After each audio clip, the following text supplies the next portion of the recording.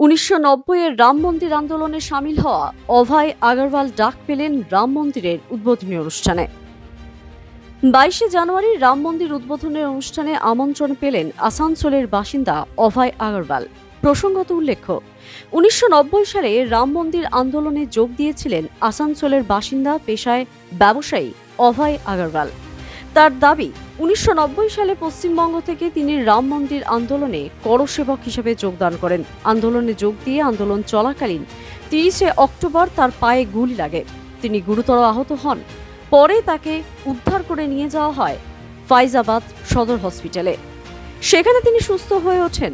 বর্তমানে আগামী ২২শে জানুয়ারি উদ্বোধন হতে চলেছে রাম মন্দির, আর সেই উদ্বোধনী অনুষ্ঠানে আমন্ত্রণ পেলেন আসানসোলের বাসিন্দা অভয় আগরওয়াল।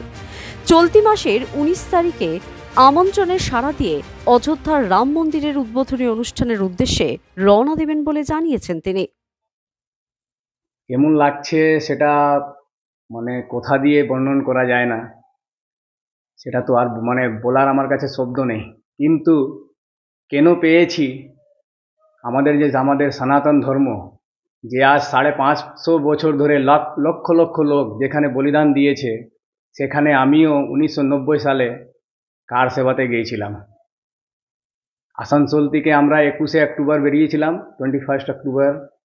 আর অযোধ্যা, আমি অযোধ্যা না বেনারস পর্যন্ত গিয়েছিলাম। সেখানে একটা মনে হচ্ছিল আমরা কোন একটা আলাদা দেশে চলে এসেছি।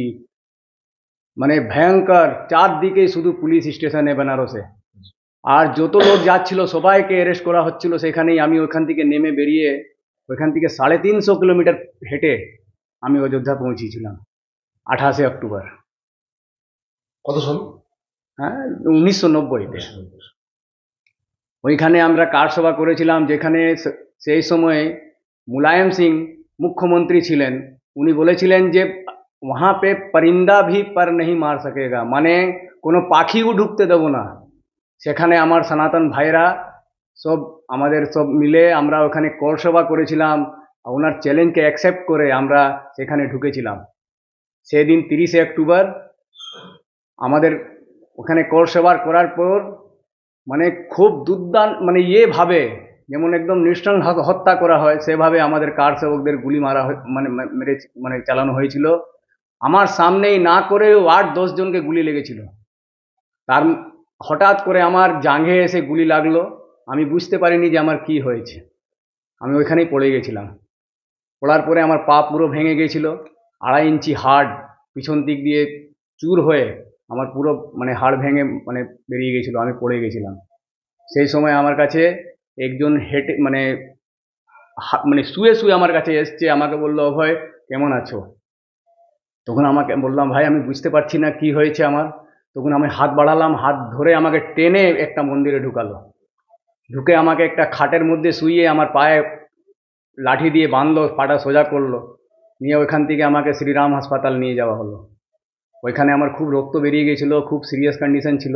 আমাকে ফাইজাবাদ সদর হাসপাতালে ওখান থেকে ট্রান্সফার করা হয়েছিল। ওইখানে যখন আমি পৌঁছেছি, উইদিন ১ ঘন্টার মধ্যে আমি ফাইজাবাদ ১.৫ ঘন্টার মধ্যে পৌঁছে গেছি। পৌঁছাবার পরে ওখানে আমি ডক্টর থেকে জিজ্ঞেস করলাম যে, ডক্টর সাহেব আমার পা ঠিক হবে তো? না হলে আমি রামের জন্যে এসেছি, আমার বলিদান যাক, আমার কোনো অসুবিধা নেই। তখন আমাকে ডক্টর বললো যে কোনো অসুবিধা নেই, তুমি ঠিক করে থাকো। তখন আমি সেন্সলেস হয়ে যাই। ৭২ ঘন্টার পরে আমার সেন্স আসে। তখন আমার বাবা, আমি যখনই আমার সেন্স আসে তখন দেখলাম আমার বাবা আমার সামনে দাঁড়িয়ে আছেন। উনি আমার মধ্যে এখন নেই, কিন্তু উনাকে দেখে আমি যখনই দেখলাম তখন বাবা আমাকে বললেন যে সাবাস বেটা। উনিও এলাহাবাদ থেকে হেঁটে এসেছিলেন ওইখানে। তো আমাকে যখনই বললেন, সত্যি আমার খুব গর্ব আমার মনে হলো যে হ্যাঁ, আমি নিজের ধর্মের জন্যে, নিজের দেশের জন্যে কিছু করতে পেরেছি। যে চিঠিটা কবে দিয়েছে আমন্ত্রণ?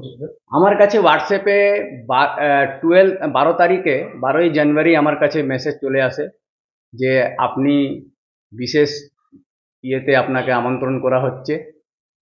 তো ওইখান থেকে তারপরে আমাকে চিঠি নিয়ে আমার কাছে একজন দিয়ে যান।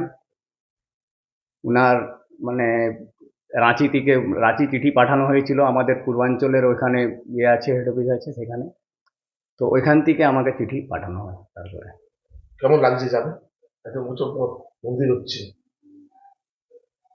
সেটা শব্দ দিয়ে বয়া করা যায় না। সত্যিকারের ঘটনা।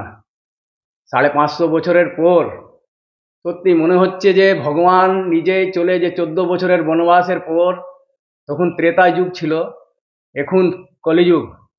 কলিযুগে ভগবান রামের 550 বছর বনবাস হয়েছিল, আর 550 বছর পরে উনি আসছেন অযোধ্যা। সেটা আর শব্দ দিয়ে বলা যায় না। ফুল ফ্যামিলি যাবেন? না, শুধু আমারই নিমন্ত্রণ এসছে। ওনা এখান থেকে বলা হয়েছে যে না, সবাই যেন 22 তারিখে কেউ না আসেন। আমার ফোনও এসছিল, আমাকে বললো না, আপনি নিজেই আসুন, একজনকেই আসার ইয়ে হয়েছে। आज मुझे बहुत गर्व और खुशी महसूस हो रही है कि 1990 के बाद जो इनका सपना पूरा था, ऐतिहासिक जीत, जिन्होंने ये जो साहसिक कदम और इतने दुख झेलने के बाद आज इनका सपना पूरा हो रहा है। एक बहुत बड़ी ऐतिहासिक जीत है हम सनातन हिंदुओं के लिए। रामलला जी का मंदिर का निर्माण हो रहा है। 22 जनवरी को प्राण प्रतिष्ठा में ये जा रहे हैं। मुझे बहुत खुशी है और मैं बहुत गर्व महसूस कर रही हूँ कि मैं इनकी पत्नी हूँ और इनके बहुत सम्मान और शुभकामनाएं प्रकट करती हूँ। আপনার নাম বলে। जय श्री राम।